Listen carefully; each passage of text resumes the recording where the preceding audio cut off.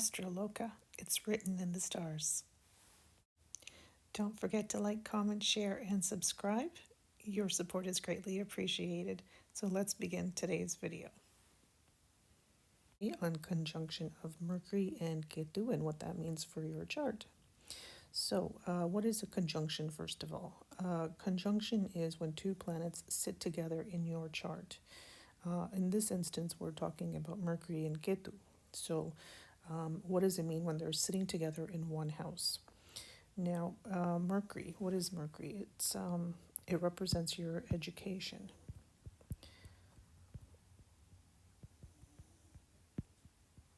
And what is Ketu? Ketu is it's blockages. It is writing. It's research. It's also also like the cross for Christianity. So convent schools, Christianity schools, Christian schools, Catholic schools, they'll all fall under Ketu. So when you have Mercury and Ketu sitting together, this could be somebody who went to a Catholic school or a convent type school where there was, nuns and all of that. It's that type of an atmosphere. Now, Ketu, because it has blockages, it does create a blockage in your education. There at some point will come a blockage where, for whatever reasons, depending on what your chart is playing, how your chart is playing out, your aspects and other planets and everything else that's affecting your education, Ketu will create a blockage in that area. Now, if you don't want to have a blockage, then the best remedy for that would be meditation. Really helps in that area. And also, if you were to study in areas that require deep research. So, what I'm speaking about is more like astrology requires deep understanding and deep research. It takes time to really look at everything carefully. So, Ketu requires that deep research type of studies. So, if you were to study in anything like that, that also really helps. Now, it also affects your intelligence. So, with the Mercury Ketu, this person doesn't really have good common sense, but they do have great sixth sense. So, they'll always have a gut feeling, which is always something that they should follow because it's actually very accurate and it's very strong and they're very good at that. But the common sense is not quite there.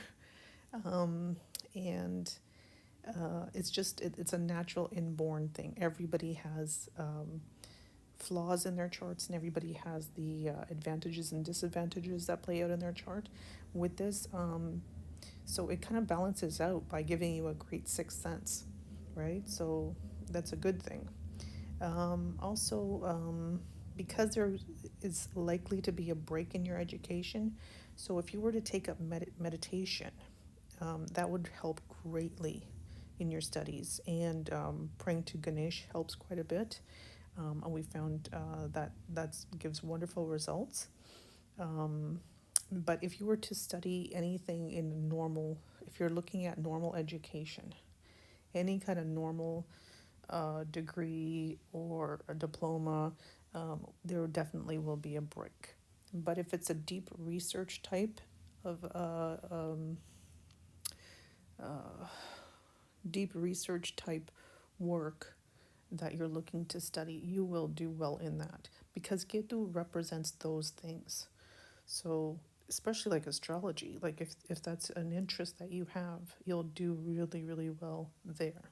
Another thing that's seen with Mercury and Ketu, so if this person is having issues studying, if they cannot retain the information that they are studying, the best way that they can do studying and the best way to retain information with this conjunction is to write everything down.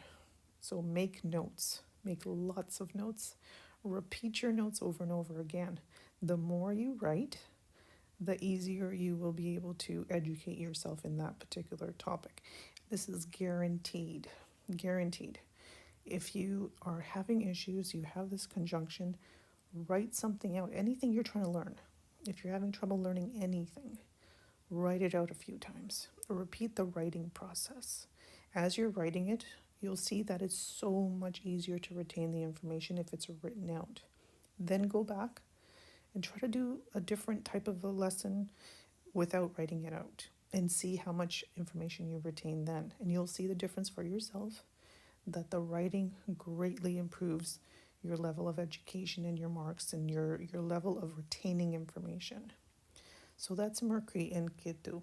And also, next time we will be doing, I'm going to be doing a video on how to tell which planets are strongest in your chart.